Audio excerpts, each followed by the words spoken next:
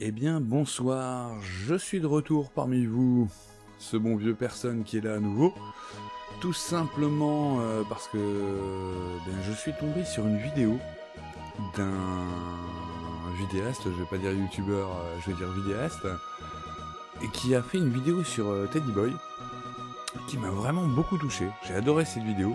Alors il s'appelle Hypertar, j'ai pas regardé ce qu'il a fait d'autre, je me suis contenté de ça, et je me suis dit que c'était un bon moyen de prendre cette vidéo, d'en parler, et de s'en servir pour me parler d'un sujet qui m'intéresse, à savoir la création, et la force créatrice. Et en parlant de force créatrice, je vais allumer ma cigarette.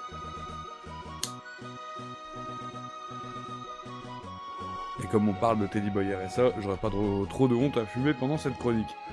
Donc, tout simplement, Hypertar a fait une vidéo sur Teddy Boy RSA, où il nous explique à quel point Teddy Boy l'a touché carrément et l'a influencé dans sa vision de ses vidéos et de son travail créatif, son processus créatif, voilà c'est le terme que je cherchais. Et je veux dire que je partage beaucoup de points communs avec lui dans ma découverte de Teddy Boy RSA, parce que moi aussi c'est quelqu'un qui m'a influencé. Sans lui, concrètement, il n'y aurait pas déjà cette chaîne, et ça aurait pas été une grande perte, hein, vous me direz. Mais il n'y aurait pas non plus des tas de trucs pour les nuls. Ça par contre ça aurait été plus embêtant parce que moi j'aime bien.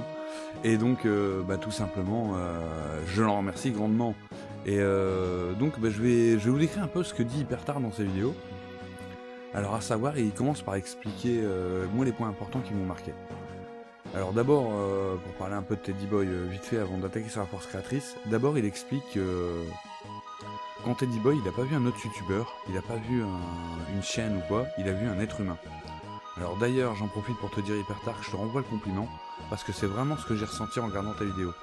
Pour une fois, je voyais pas un youtubeur qui venait vendre son produit, son concept, on avait vraiment un être humain qui venait parler de son expérience avec un autre être humain. Donc c'était vraiment très bien, à vous deux vous apportez un peu d'humanité à YouTube, c'est incroyable, j'adore ça. Et donc ça pareil, c'est un truc que moi j'avais ressenti à l'époque, et qui en plus s'est confirmé parce que j'ai l'occasion de parler à Teddy, etc. Maintenant j'ai l'occasion de lui parler très régulièrement. Et oui voilà, c'est un autre être humain. Et ça c'est tellement agréable sur le net, c'est pas toujours le cas. Et pas que pour les youtubeurs, hein. Vous seriez surpris. Donc ça déjà je te rejoins à 100%. Et je pense que moi personnellement ça m'a influencé aussi dans... j'avais cette impression que justement c'est ce qui me coupait un peu moi dans la création pure. C'est que j'avais l'impression qu'il fallait jouer un rôle, qui n'était pas quelque chose qui m'intéressait grandement.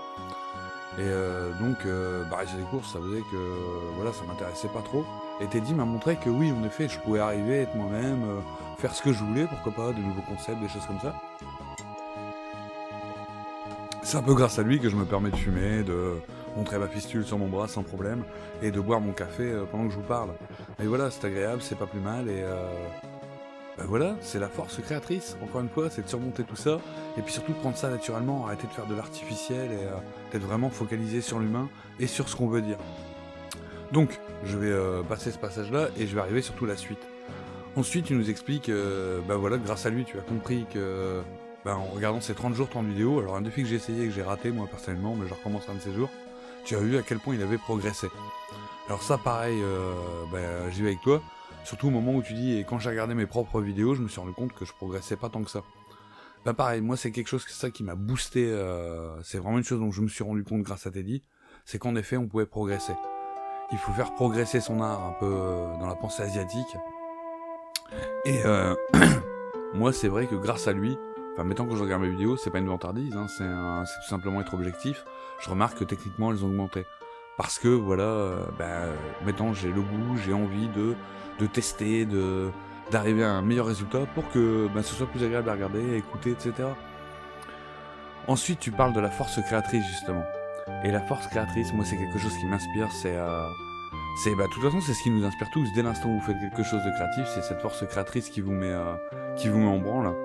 D'ailleurs, dans la religion, alors moi je suis quelqu'un qui est assez religieux intérieurement, mais qui le partage assez rarement, mais là je vais en parler vite fait. Je pense que toutes les religions, quasi, un point commun, c'est de dire que Dieu nous a créés à son image. Et pourquoi il nous a créés à son image? Je pense que justement c'est la force créatrice. Dieu est un créateur, Dieu c'est le créateur, très concrètement. Et Je pense qu'il y a du divin, en effet, dans la création. Le fait de créer, c'est vraiment ce qui peut le plus sur Terre vous rapprocher de Dieu. Créer quelque chose, c'est se rapprocher un bref instant de la création, du divin. Sans être divin soi-même. C'est ce que j'explique, tout en restant naturel, etc. Et par exemple, je vais citer un exemple tout bête. Souvent, on voit des mystères archéologiques, comme les statues d'île de Pâques, etc. Et souvent, on se demande pourquoi les gars ont fait on fait des tels efforts pour créer des bâtiments ou des statues au milieu de nulle part. Moi, je pense qu'il n'y a que deux raisons à chaque fois qui reviendront. La première, c'est la religion. Bon, voilà, on a nous-mêmes construit les édifices et tout. Les cathédrales, les choses comme ça. Et d'ailleurs, je suis sûr que même pour rejoindre la deuxième catégorie, c'est tout simplement des gens qui avaient envie de créer. Ça se trouve, le gars s'est dit, tiens, je verrais bien des statues sur cette île qui regardent la mer. Et il a créé des statues d'île de Pâques, allez savoir. Il a réussi à convaincre des gens à le suivre. Après tout, suffit de voir. C'est quand les gens s'abonnent à vous suivre, quelque part, ils s'engagent. C'est ça qui est dingue dans la force créatrice, c'est que vous amenez forcément des gens qui vont vous suivre. Ils sont peut-être pas nombreux, vous aurez peut-être du mal à les trouver, mais il y aura toujours quelqu'un pour vous suivre dans la création. Et ensuite, justement, dans les édifices religieux et tout, je suis sûr qu'il y a des tas de gens. D'ailleurs, Caravette, il me semble, en peintre, n'était pas très très croyant, il a fait des tas de tableaux, parce que tout simplement ça aide à bouffer en même temps, sur la religion. Mais je suis sûr qu'il y a des tas de gens qui ont fait des sculptures religieuses, des bâtiments religieux et tout, uniquement eux pour leur art. Eux n'en avaient rien à faire de la religion, et pourtant, c'est magnifique, et ça inspire des religieux.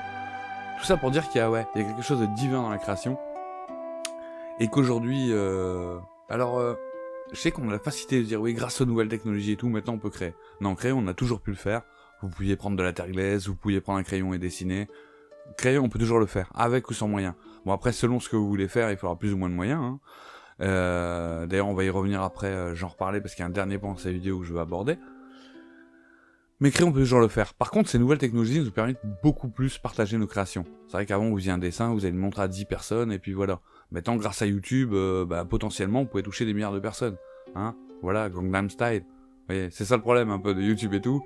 C'est que des fois, ce qui va toucher le plus grand nombre, c'est vrai, quelque part, je l'avais déjà dit, il me semble, mais moi, c'est un truc qui me fascine. Grâce à l'enregistrement, on peut aujourd'hui enregistrer des événements et tout. C'est un truc qui est dingue, qu'on n'aurait jamais pu penser, grâce à la vidéo, etc. Et quand on voit ce que l'humanité en a fait, puisqu'on a inventé des technologies pour se le partager, et résultat, qu'est-ce que les gens ont le plus regardé sur Internet, quand vous regardez YouTube et tout, vous vous rendez compte, c'est des trucs comme Gangnam Style, et puis dernièrement, ça a été battu par un nouveau clip. Et vous vous dites, putain, mais c'est pas les premiers pas sur la Lune, c'est pas un musée qui aurait été filmé. Non, c'est, les gars, c'est un clip. Donc, tout ça pour dire aux gens qui débutent quelque chose, qui créent quelque chose, si vous n'avez pas tout de suite un résultat, si vous êtes qu'à 10 abonnés, etc., ne paniquez pas. C'est pas, la quantité ne fait pas la qualité. Voilà, et puis forcément, force ça viendra. Enfin, c'est mon avis. Et enfin, dernier point que j'ai abordé, je suis un peu brouillon, mais j'ai pas du tout préparé cette vidéo, c'est un retour en flamme. C'est un moment où il explique, et j'ai trouvé ça hyper touchant, tu nous dis que, en fait, en gros, tu t'es carrément mis à découvert pour acheter du matos et faire de meilleures vidéos. Et ça, moi je trouve que, c'est une preuve d'autodiscipline, parce que voilà, tu te disciplines pour faire de meilleures vidéos. Donc on se doute que tu vas faire des efforts et tout. Et en plus, tu te mets même en danger, entre guillemets, matériellement. Et ça, je trouve que, encore une fois, la force de la création, quand on est prêt à sacrifier un peu, etc. Tout ça pour créer et pour partager avec les autres. Parce que dans la création, il y a ça. Si vous créez, c'est pas que pour vous regarder, ou alors vous êtes vraiment pas bien. C'est-à-dire, si vous peignez un tableau, c'est pas pour rester chez vous à le regarder toute la journée. Non, c'est pour le montrer au monde. Et c'est ça, la création, c'est un partage. C'est on partage à l'autre. Et c'est ce qui est, c'est ce qu'il y a de plus humain. Encore une fois, on en revient à l'humain et la création. L'humain, la création, le divin. On trouve une trinité parfaite. Et je vais finir cette vidéo comme ça, brutement, en vous disant juste créer. À la rigueur, on va arrêter là cette vidéo, je vais vous laisser. Prenez un stylo, prenez une caméra, mais créez, faites quelque chose. Même si vous faites de la broderie, brodez. Faites un tricot, que sais-je, mais créez, faites quelque chose. C'est tellement bon pour vous, c'est tellement bon pour les autres, pourquoi s'en priver?